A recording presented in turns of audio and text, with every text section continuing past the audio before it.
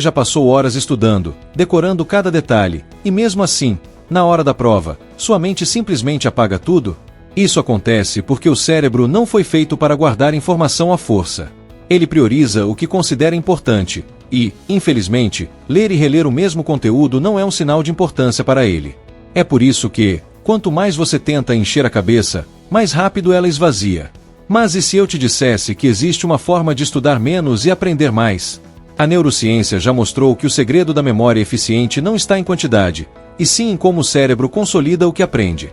Hoje, você vai entender como transformar o seu estudo em aprendizado real, criando uma memória que dura muito além da prova, uma memória que permanece. Quando aprendemos algo novo, o cérebro cria pequenas conexões elétricas entre neurônios.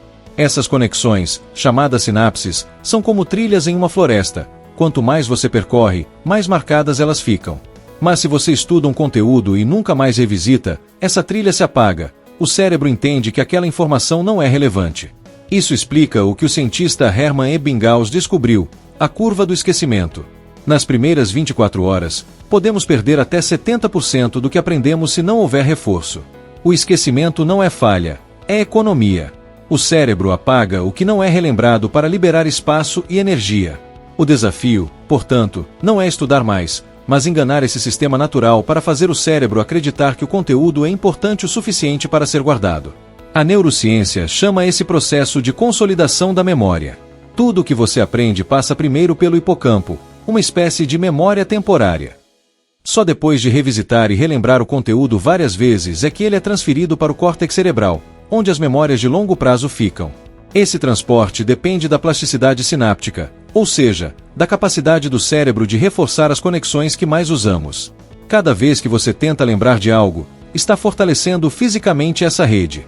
É como regar uma planta. Cada lembrança é uma gota que impede a raiz de secar.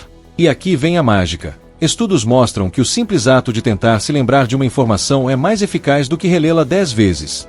Isso porque recordar exige esforço, e o esforço ativa a liberação de dopamina, o neurotransmissor da motivação. É como se o cérebro dissesse: isso é importante, vale a pena guardar.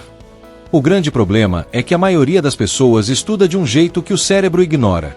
Sublinha o texto, relê várias vezes, faz resumos intermináveis e se sente confiante. Mas essa confiança é falsa. É a chamada ilusão de domínio. Você reconhece as palavras, mas não domina o conteúdo. E quando chega o momento da prova ou da aplicação real, o cérebro não sabe onde encontrar a informação. Ele nunca precisou praticar o resgate, apenas o reconhecimento. A leitura passiva é confortável, mas não cria aprendizado. O verdadeiro estudo acontece no desconforto, quando você precisa pensar, errar e lembrar. Essa é a diferença entre decorar e aprender. Agora, imagine um método que trabalha junto com o cérebro, e não contra ele. É aqui que entra a revisão espaçada, uma das estratégias mais poderosas já descobertas pela neurociência da aprendizagem.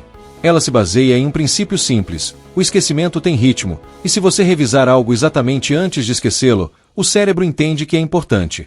Em vez de revisar tudo de uma vez, você distribui as revisões ao longo do tempo: 1 dia, 3 dias, 7 dias, 15 dias.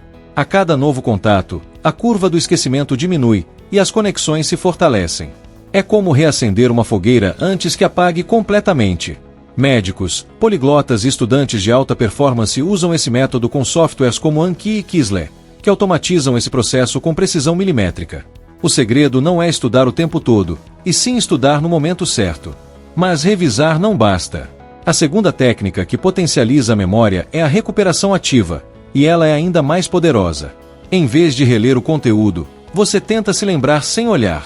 Parece simples, mas isso força o cérebro a percorrer os caminhos da lembrança, e é justamente esse esforço que consolida o aprendizado. Quando você tenta explicar algo em voz alta, responder perguntas sem consulta ou até criar pequenos testes, está treinando o cérebro para acessar o conhecimento com velocidade e precisão. Errar faz parte do processo. Cada erro sinaliza ao cérebro que aquela trilha precisa ser reforçada. O chamado efeito de teste mostra que se testar é até 70% mais eficaz para reter informações do que ler novamente. Aprender é recordar, e recordar é regravar.